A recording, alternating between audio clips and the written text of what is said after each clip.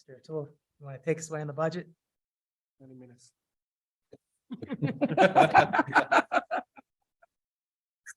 Wishful thinking. Not at all.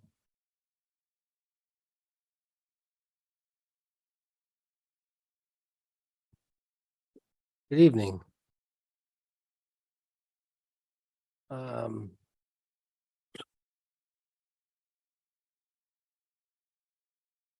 Okay, we're good. Thanks. Tonight, we're going to present a draft of our budget as where we are today. Keep in mind, this is the first draft. We're still working through a lot of the numbers, solidifying those. And with inflation, the way that it's been running over the past 12 months, I mean, some of these we do expect to maybe increase a little bit more than what we had originally anticipated. So again, this is a draft of our budget as we're moving through this process.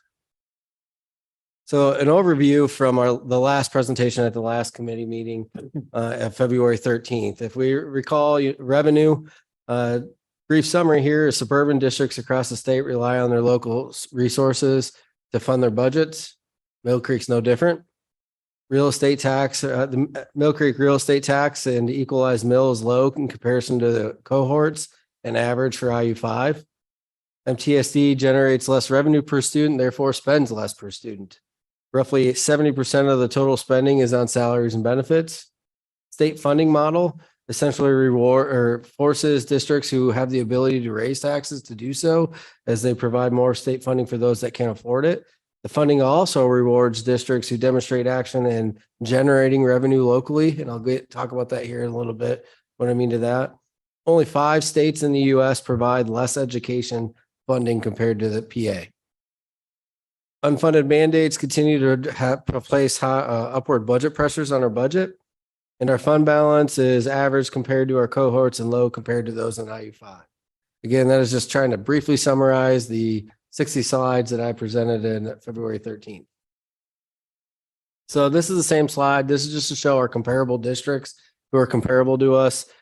Free and reduced rate between 30 and 50%, with Mill Creek being at 41. Enrollment above 4,200, but below 8,250. Mill Creek's right in the middle at 6,300. Total expenses between 95 and 155 million. Mill Creek's at 124. And then there's a list of the districts that are included in those 11. Again, this is the same slide. Revenue shares vary widely across the state of Pennsylvania. So the state of Pennsylvania here is broken up into all 500 districts. If they're shaded more red, that means that they receive most of their revenue is generated locally. If they're shaded more blue, most of their revenue is generated more from the state level. As you can see here in Erie County, Mill Creek and Fairview rely heavily on its local resources. And I had talked about going into a little bit when we talked about the basic education funding formula that I provided. It also talks about your local capacity effort or your median household income. Mill Creek's local capacity effort is at 0.89, meaning when you're going through that formula, if you multiply something by 1, you're going to get exactly. If you multiply it by 1.2, you're going to get a little more. Well, with Mill Creek at 0.89, we haven't been keeping up with our local capacity effort. Therefore, it's also reducing the amount of our state subsidy. Our millage history compared to CPI and cost of living adjustment for Social Security. Again, this is supposed to be billed on a year accumulated. This is just to show how our tax rate has stacked up and compared to inflation using COLA and CPI as inflationary factors. And you can see from the red line representing Mill Creek's millage, green line representing CPI, and the gray line representing COLA. That gap does widen, and in the last 2 years, it's widening even more. As you can see, as you're moving across from 2006 to the 2020-22. On the right-hand side, you can see from 2010 to 2022, what percent taxes were increased. Since 2014, MTSD is 1.5% behind CPI and 6.3% behind COLA, or lost revenue of about $3.9 million annually. Again, this goes into showing the compounding effect year over year. So in essence, where does Mill Creek's revenue per student rank out of all 500 districts? And that's 435. Where's Mill Creek's expenditures rank? As we generate less money per student, we can't spend as much. So our expenditures rank 442 out of 500 districts. How have we raised revenue outside of increasing our tax rate? We've done a number of different avenues here. I mean, we've brokered pilot agreements with LECOM and some others. Wegmans, we settled that years ago, had a $1 million one-time payment plus increased taxes about $250,000 annually. We continue to review our property taxes or property assessments and challenge those that are under assessed. I'll go into that in more detail here in a minute. We're selling unused buildings or property. We're maximizing our cash flow for investment income. We moved our discount forward. We've also looked at the reimbursement percentage or formulas within the state and maximized those to the tune of a couple $100,000. And just most recently, we have sold Mill Creek Learning Center. How have we controlled expenditures? I'm not going to read through this, but this is the same slide I've shown every year, and I add to this a little bit. But from 2016 to 2019, we were constantly reviewing enrollments, whether those are in programs or having to close buildings. So we have eliminated programs, and we did close 2 buildings back roughly 10 years ago. That in essence reduced staffing, as you could see here in the slide. We've also been negotiating our rates, whether that's looking at our general liability or our workers' comp. We're going out to bid for those to maximize our return, ensure we have great price points. And then at the present time, we're also doing the same thing, looking at our healthcare providers. So if we look at our enrollment trend versus our staffing trend, the orange line represents enrollment trend since 2013 to this current time. And then the blue line represents our staffing. And this is your percent change year over year. You can see all the way up to 2018, 19 right there roughly is we were adjusting staffing with enrollment. And then we've rather leveled out with our staffing compared to our enrollment change. But please keep in mind, the unfunded mandates continue to climb, whether it's us needing a different MLL teachers or Title IX unfunded mandates. So we do anticipate that to level off. And we also anticipate as I presented in the last meeting, our enrollment to level off, if not slightly increase. So if we look at our forecast and some other economic factors, this is the same slide that I used the last meeting. This is just showing our projected revenue for this current fiscal year, projected expenditures, and that we're projecting to have about $796,000 surplus. Keep in mind, most of that is salaries and benefits, as you see here in that red column, second to the right. And part of driving that surplus is the turnover that we're experiencing. That is the biggest struggle that I have. My biggest concern moving not only into next year, but in the future years is turnover, salaries. Are we paying competitive wages? And I'm going to explain a little bit more into that here now. So typically Erie County really does follow the PA statistics. So I didn't provide Erie County statistics specifically, but if we look at PA unemployment, we're at a record low. And that graph, Erie County had followed the same shape. If we look at the PA labor participation rate, it's at 61.7%, which was August 1988 levels. Is this the peak? The labor participation rate basically takes all those that are able to work 16 and older, and how many of those are actually working. So we are behind where we were prior to the COVID, but we're climbing upward. Population growth in Pennsylvania, it's the 8th lowest in the country.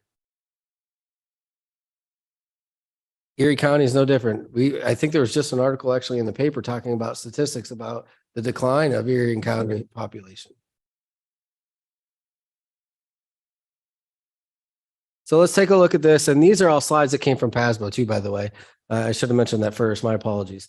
But if we look at this PASBO slide, and this is using the IFO from the state projections, and we're looking at our demographic trends and projections out to the future. You can see down the left-hand side, you have for ages 0 to 19, 20 to 64, your typical working age, 65 to 79, and 80 plus.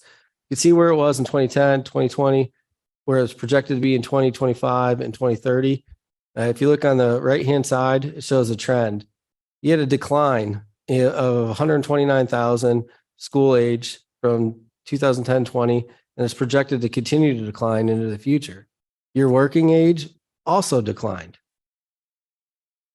Those age 65 and older, 65 to 79 did increase, and is projected to increase, just not as a high of a value as it did over the last decade.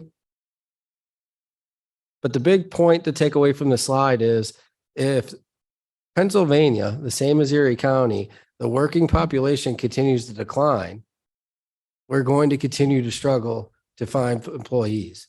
And this is in addition to, if you look at the last decade of teaching certifications that have drastically declined. I mean, it's half of what it was roughly 10 years ago. So let's look at the number of jobs that's still lagging behind. We're experiencing this turnover, and the labor market's very competitive, and the job market's not even where it was prior to COVID. We're at 99.1% if you can look at the total payroll employment. I'm not going to read through this because it's pretty much what we already explained in the last slide, but that last bullet point, if the labor force participation rates do not increase, then a decline will constrain future economic and revenue growth. And it's going to consistently put a burden on our turnover and keep the labor market very competitive. So what's that mean for future growth? As we can look through here, this shows your GDPs, wages and salaries, non-payroll jobs, and your CPI. I'll just focus on CPI of Philadelphia down at the bottom. You can see what the growth was in 2020 of 0.9%, 2021 of 0.4%, 2022 7.9, projected to be 4.5 this year.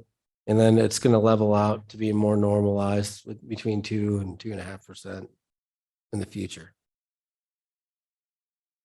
But those last couple of slides, again, was just intended to show the reason why we are experiencing the turnover we have and why we're having to look at our wages, because the labor market is very competitive, given the fact that the demographic, the working demographic specifically, isn't in decline. And meanwhile, we have a number of open jobs still out there. So a lot of people are jumping ship. So everybody's having to adjust their wages as everybody's competing over the same employees. So understanding that concern moving forward, I was very aggressive with our budget, draft budget that we have this year. Starting off, I'd like to start off with our mission statement. The Mill Creek Township School District provides a world-class education that prepares students to reach their full potential as lifelong learners and responsible citizens. You can see the vision statement there underneath. Just to remind everybody that we're here to provide education for these students and the different extracurriculars, et cetera. So we'll jump into our local revenue. This is the same slide that I've used. This is local revenue on the left-hand side. You'll see the different specific areas, with the second column being where we ended in 21-22, this current year budget of 22-23, the projected budget of 23-24, the variance between the two budgets, and the percent change. If we look at our real estate taxes, I'm just going to look at the variance and kind of go through there, just under $3 million increase. That says we are recommending, a 4.9% tax increase. That is to the Act 1 index, and a little bit of a slightly increase in assessed values. We move down into earned income tax. You can see there was an increase of 500,000, 6.49%. That's what we're experiencing for wage growth within Mill Creek, and based on our trend. Moving down, we'll look at earnings on investment, an increase of about 1.1 million, 248%. As the Fed Reserve continues to increase interest rates, we've been maximizing that and trying to earn as much investment income as we possibly can. There you see the result of that. And then the other revenue was a decline of 287,000. We don't anticipate having as many grants. We'll review where we're spending our security grants, et cetera. They'll end up going in that area, but it'll be a net zero to our total budget for any adjustments for future drafts. So overall, for local revenue, an increase of just under 4.3 million or 5.9%. We've been talking a lot about our tax rate and how much we rely on our local resources. So I wanted to take this another layer deeper here to get better understanding. And this is our assessed value types. The purple represents residential properties. The orange represents our commercial properties. And those primarily make up the total assessed values within Mill Creek. Our residential properties are very strong at this moment in time, and I forecast them to do so, continue to be the case.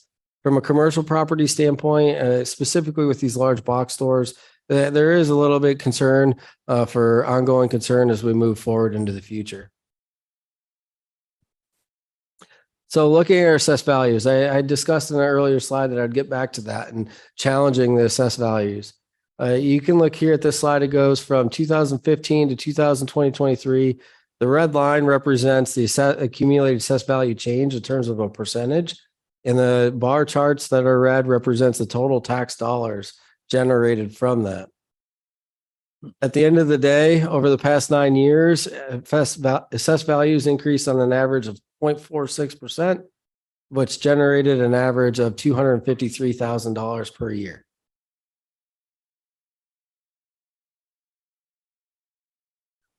Moving on to state revenue. Again, I'm going to focus on the high level. Our basic ed subsidy, it did increase about 1.56%. Majority of that relates to the increase in appropriation for this current fiscal year that we weren't anticipated from the historic budget last year. We did increase that by 3%, which generates the overall increase of just under 1.6%. We did the same thing for our special ed subsidy for $414,000.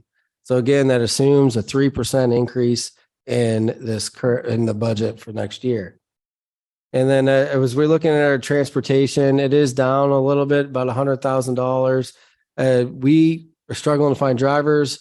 That means we're running less routes. That means we have less expense, and that's a reimbursement based on what you spend. Our rental reimbursement is down $108,000 as we continue to pay off old debt that what qualified for PlanCon. Our reimbursement is going to go down as well. PlanCon they have not funded PlanCon projects over a decade. There may be talk of that within the current budget for the governor right now. And if so, we will move as quickly as we possibly can to try to get our additional debt that we have issued over the last 3 years into that program. But in the meantime, we have a reduction in subsidy. And then down at the bottom, you could see the state, this is PESER's, the state share savings, it was cut by $231,000. That's because the reimbursement's half of the employer contribution. The employer contribution is 34.93%. That was reduced actually to 34% this upcoming year. So if you have less expense, that means you're going to have less revenue. However, overall, a total of about $1.5 million increase of 4.37%. From a federal standpoint, the big change here is our ESSER funding. We've almost spent all of our ESSER's money to date. We're projecting. We do have some ESSER's funding in there, $630,000 to spend for this upcoming year to maintain our summer programs. And I think 2 positions, as well as our KLO cost. So looking at this in total, in a little bit different perspective here, this pie chart represents what percentage of revenue for each of these respective areas. Real estate taxes drive 52% of our budget. Earned income tax, 7%. Other local revenue, 3%. The basic ed formula, 15%. Our special ed formula, which is a reimbursement, by the way, 4%. Other state reimbursement, 15%. I think that's important because when you're looking at that 19% of the total budget is reimbursable, meaning you have to spend the money in order to get the money, and it's only a percentage of what you spent, and 3% federal. Moving on to the expenditure side here. Down the left-hand side again, same format that we showed, shows the individual areas. So if we look at our administrative, it is a decrease of $73,000 from some restructuring that is labeled down on the right-hand side. We move to teachers, an increase of $1 million or 3.48%. And you can see on the right-hand side, it includes the 10 interventionists, a cyber position, kindergarten, 2 MLL teachers, 2 Bell Valley teachers. Bell Valley specifically, this current year, we had to add an additional round in kindergarten based on the enrollment. We anticipate having to do the same for the upcoming year. Moving on down to the secretary classified, we did move some positions down from the classified down into the technical support. It also increases 2 positions for our HR. We added 2 maintenance positions, and then the mass increase there is because of the reduction from the classified area. The other big change is our custodial SSOs from last year's budget. We didn't anticipate in last year's budget the 4 additional security positions that we added for this current year. So that's why you're seeing such a large variance there. Overall, salaries increased by $630,000 or 1.3%. So let's take a little bit deeper look into our salaries as well. Part of that is evaluating, do we have enough staff? Do we have too much? And a good way of looking at that is our student to staff ratio. This slide represents student to staff ratio for teachers. You can see that red dot in the middle, and the rest of them are all the districts in Erie County. Mill Creek's rather in the middle.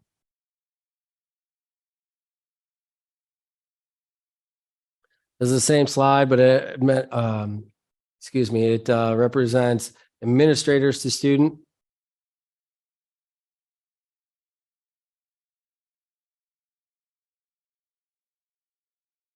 We look here, students per support staff ratios in IU5. At the top here, you can see it's labeled off like aides, school admin support gives us a total, and then your other support, mainly your operations staff. The operations other support may be skewed a little bit depending on whether a district outsources its food service or its custodial staff, busing, etc. But you look at it, Mill Creek for aid specifically, it's about 62.28 per aid, student per aid. The high you can see at 156, the low 37. I mean, the average and median were slightly below. You could see that we're slightly above for our school admin from the average and median. When you look at the grand total, we're pretty much spot on. When you look at our other support, we are high, but again, that number could be skewed based on what programs other districts outsource. So this slide is a PSBA March 22 bulletin, and it gave ratios specifically to your administration and your teachers. And I thought it was important to show because as you look at the top, it's looking at districts in terms of their size. The middle section represents by its aid ratio, and the bottom based on the community type. And I highlighted in yellow where Mill Creek falls. And from a teaching perspective, without even adding all these additional teaching positions that we're going to talk about here in a minute, I mean, we're right in average. We're a little above in the administrative. Some could argue, I mean, we classify some of our administrative positions in classified. So again, that is discretionary how you look at it as well.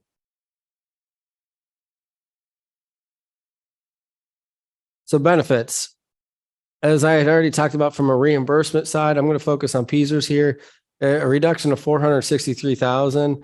Again, the PSERS reduced the employer contribution rate. I do not anticipate that happening again in the future. I would like to reiterate that. And then we also had a savings of $321,000 from a healthcare perspective. As we mentioned, we're looking at our program. What kind of savings can we have in terms of vendors for a total savings for benefits of $670,000 or 2%. We look at our other expenses, looking at total contracted services that increased by $286,000. We do have within the budget a sub rate of $130 per day. That's less than what we currently are at. We did move the mental health contract from ESSERS to the general fund. Then we cut some of the other additional federal spending. From a property services, it's a negative 409 or 39%. That's GASB 87. It really needs to be looked at with debt, the line item down below. That's part of how we have to code these things now, what's changed from last year to this current year. Moving down in, I'm just going to look at transportation. It's relatively flat. We budgeted 72 routes. Ideally, we would like to be at 82. However, realistically, we're struggling to find drivers right now. I mean, right now we're only utilizing 69 routes. So we're being aggressive in the budget. Tuition, it does it takes into account our current enrollment. So an increase of 277,000. And then as you're looking at the negative 660 for supplies and utilities, there's a reduction of our ESSER spending plus this current budget. We had a math resource purchase in there for about $750,000. You look down below equipment, it's a reduction of ESSER's funding plus the equipment purchases that we had planned for by using fund balances this current year.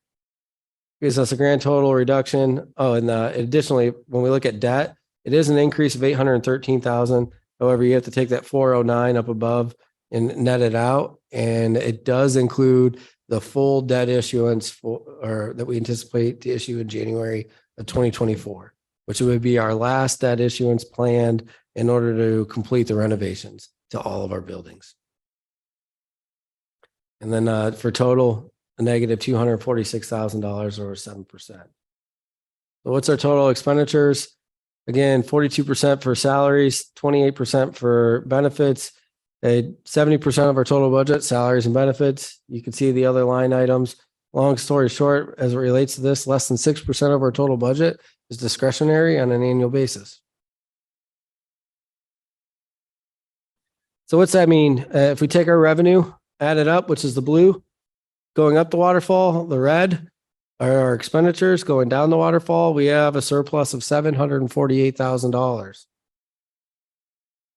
Take that and apply that to our fund balance. We may have a surplus of $748,000, but that $588,000 of that is intended to be earmarked for extracurricular facility upgrades. That is 0.25% of the investment income, all the gate receipts, participation fees earned from the extracurriculars. So as we look here, I have the different areas of our fund balance: assigned, non-spendable, which is your prepayments primarily, capital projects, committed, that is the extracurricular account that I just referenced, assigned for salaries and benefits, and assigned for IT. You can see the 2021 ending balance ties out exactly to our audit. The estimate that we just discussed gives us a new total, and then we add in our budget for this upcoming year, and it gives us a grand total of $8.3 million for unassigned and a grand total value of just under $26 million. I will say that even the $8.3 million does not comply with our fund balance policy, which would be 8% of our total expenditures. As expenditures climb, so would that fund balance amount. So let's take this, and I know that's a lot of information, so I try to provide a couple summary slides here just to summarize it at a high level. From a revenue perspective, revenue increased by $2.6 million or 2.34% compared to the prior year budget. It includes a 4.9% tax increase, which is the Act 1 index. We adjusted our earned income tax to experience. We anticipated investment income in a high interest rate environment, and we also increased our basic ed and special education subsidies by 3% compared to what we expect for this current fiscal year. From an expenditure standpoint, our expenditures were rather flat. And you might ask, how is that possible when there's a number of positions that were added in here? Well, that's primarily because we eliminated a lot of our ESSER's funding. Second, as you look, prior year used fund balance for grants to the amount of $1.8 million that related to safety, custodial equipment, or math resource. So really, in essence, with $1.8 million, expenditures did increase by $1.8 million. We also accounted for the anticipated debt issuance in January 2024. Teaching subrate was $130 per day. We budgeted 72 routes. We included savings with a healthcare vendor, as well as the PEASER's employer rate reduction. We include there's many increases that resulted from inflation, and we also accounted for the additional cyber enrollment numbers. In total, when you're looking at this current year budget compared to next year's projected budget, there is a total of 28 positions added. Not all of those were added to the budget. They may be converted from ESSER's funded into the general fund, given the fact that we have spent all of our ESSERS funding. And those numbers are, we moved 10 interventionists, 1 professional development coordinator, 1 cyber position from ESSERS funding to the general funding. We've added 4 security, 1 HR, 1 Bell Valley kindergarten that will move to first grade, and then 1 MLL teacher into the budget. Those are all positions that we currently hired this current fiscal year, but they weren't included in the budget. For the upcoming budget, we added an additional HR position, another MLL teacher, a Bell Valley kindergarten teacher, an IT position, 1 autistic support teacher, as well as 2 autistic aides. We removed our summer help and hired 2 general maintenance positions. We cut 1 high school teaching position, and we adjusted Title I positions now that Asbury qualifies for title funding, and we adjusted 8 hours to create equity among our building.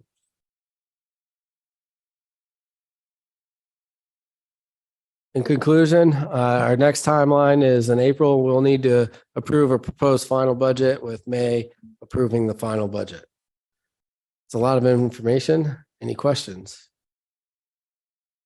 I have one. So we are out of alignment with policy for the 8% of expenditures. How do we correct that moving forward? Obviously, I'm not suggesting that we move $850,000 to get us back in alignment this year, but what is the plan moving forward to get us in alignment as our expenditures continually to creep up? So I think it will have to be a combination of different items here. I'm very comfortable on our fund balance, so maybe it's adjusting the fund balance policy itself. As we're getting with this budget, we've already issued debt. We've added all these different positions. I mean, it's about maintaining structure for the foreseeable future, right? And so do we adjust that down to 7%? We have some assigned fund balance that we can move over into the unassigned that would make it the 8%. So there's a number of options that we'll talk about. I was going to talk about those in more detail as we move into further in the process. Yeah, in just for April. the board's review, that's our policy, but it just aligns with the state maximum you can have in your fund balance is 8%. So right now our policy matches the state maximum that we're allowed to have. So I don't want any of the board members to think like, oh, we're below our fund balance. Risk. Well, I guess that's the question. As we continue to push up, I guess I look for a recommendation from the administration and from you, Aaron, do we actually need to be at 8% with our budget, or are we comfortable sitting at $8.5 million unassigned, or does it actually truly need to be closer to 9.3, which seems unnecessary considering we were in a very stable position and haven't been required to touch that in many years. Agreed. Question about next year. You anticipate, Aaron, that we'll be taking out the final bonds for construction? And probably safe to assume the cost of those are going to be substantially more than our bonds were in the past because interest rate was so low. We're making more interest on our money, but we're going to be paying substantially more on a 20 or 30-year bond. Is that accurate? That's fair. Now, I will tell you that the additional amount from that estimate is going to be offset by how we're investing that money as well, because we're earning more interest than what we anticipated. So it's going to be net rather close to where we were at. I'm hoping it will net rather close to where we were at, right? Because we're earning more interest on the cash that we have currently. But yet again, the future debt issuance is going to be more expensive as well. Well, and it seems like the cost of construction, every time we go out to bid, we don't even get 3 bids back, but the cost of construction just keeps rising and rising. I haven't heard about it leveling off or anything either, The good news on that is we've accepted most of all of our bids. We only have Asbury left. So with all our pricing's locked in, with the exception of Asbury. Excellent. Thank you. I think that from the last IU5 report, legislative updates, no guarantee, but there's a solid movement to reinstate PlanCon. So if you remember PlanCon, it's when the state would reimburse you up to 20% of your debt service. I think I saw 500 million was the amount, but for the whole state with 500 school districts, that's maybe $1 million a district. We'll Right? take it.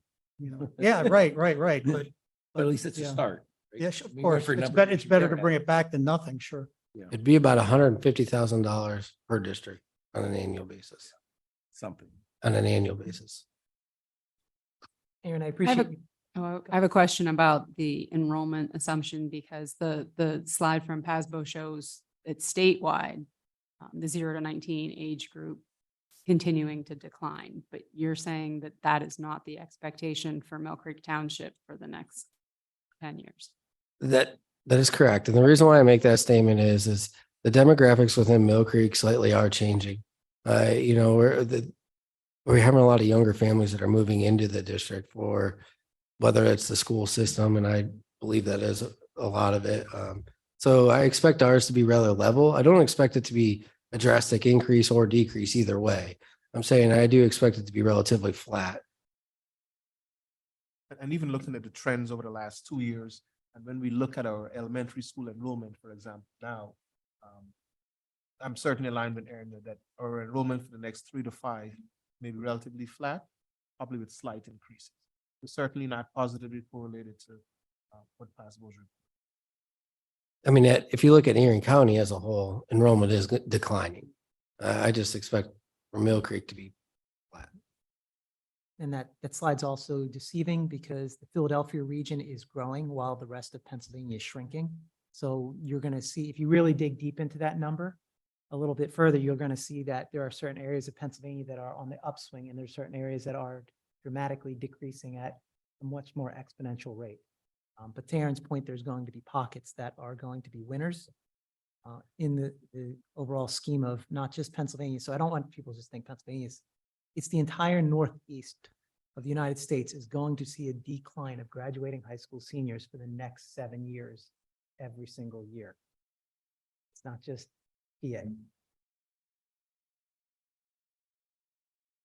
But Aaron, one thing, I appreciate you putting this together. As we're talking about this, and we know that you're bringing a recommendation of 4.9% for the tax increase. I know earlier in the year, we did show kind of a 5-year projection, and I appreciate that. But is there a way to maybe show a few years out so we can show that by making this decision today, the ramifications, as you kind of put in one of your earlier slides, the realization that it will not be a continual maximum increase, but by making this decision today, we're actually allowing ourselves to be in a very positive position moving forward with potential increases being significantly less. Yeah, I could provide a forecast, absolutely. But the biggest, obviously that has caveats to it, right? Because it's a forecast. I mean, the biggest caveat, which is my biggest concern moving forward, is the labor market and our wages, and are we able to keep pace and attract quality talent? I mean, that is my biggest concern for the foreseeable future. So I could put together a forecast and it will show us leveling out. You know, we shouldn't need to have over 4% tax increases. I mean, we really would like to keep that between 2.5% and 3%. But again, the labor market continues the way that it is. I mean, we're going to have to look at our wages itself. What are we doing? Are we still experiencing turnover? What can we do to change that? Which in turn could significantly alter that forecast, given that 70% of our budget is salaries and benefits. And can you just clarify, I think the number you used was 0.89 when you look at the state funding formula and how much it values our ability to generate local revenue. Is that looking specifically at our revenue from property tax, or is it looking at all? You also had a slide with other ways that we've generated. Yeah, revenue. that 0.89 that I was referring to is the local, specifically is the metric for the local capacity effort, which in turn is derived by a number of metrics. So the point of providing that is from your state funding model, you times one by, you know, anything by one, you're going to get that amount. If it's less than one, you're going to get less than what you could. The difficulty with looking at the state funding formula itself is we can look at our own individual metrics, but you also have to have the understanding of how our metrics are changing in addition to how the entire state's metrics are changing, right? Because we're just a small piece of the overall pie when it comes to the specific appropriation for any one of those funding sources. So I can give you the exact details behind that. Yeah, I guess I was just curious whether that capacity is just looking at the local property taxes or if it's looking at all of the things on that next slide that you showed that we're also. It's looking at generating? property tax rates as well as some other things related to that because the median household income is looking at it from an income perspective. So it's not only looking at your tax rate, it's also looking at the assessed values.